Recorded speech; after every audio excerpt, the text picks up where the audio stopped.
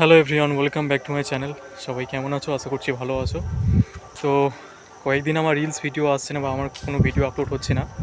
এটা অনেকে personally message করেছে ইনবক্সে বা কমেন্টও করেছে। তো অ্যাকচুয়ালি ঘটনা হচ্ছে, আমি ফেসবুকে একটা স্যাড রিলস আপলোড করেছিলাম আমার ফটো নিয়ে।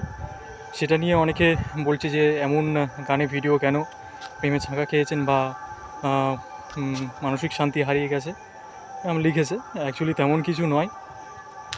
একজন খুব কাছের রিলেটিভ মারা গিয়েছেন এবং খুব ভালো মানুষ ছিলেন, অনেক দিনের পরিচয়, ওনাদের সাথে একসাথে, খুব ভালো মানুষ। তো ভালো মানুষরা দেখেছি বেশি দিন এই দুনিয়াতে থাকে না, এটা আমি দেখেছি।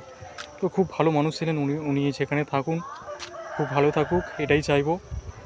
আর অনেকে মেসেজ করেছেও, তো আপাতত কিছুদিন আসবে না, তা কিছুদিন পর থেকে আবার চেষ্টা করবো আমার ভিডিও দেওয়ার। তো যারা যারা আমার ভিডিও ভালোবাসে বা যারা প্রথম থেকে সাপোর্ট করছে, খুব ভালো লাগে তাদের জন্য অসংখ্য ধন্যবাদ।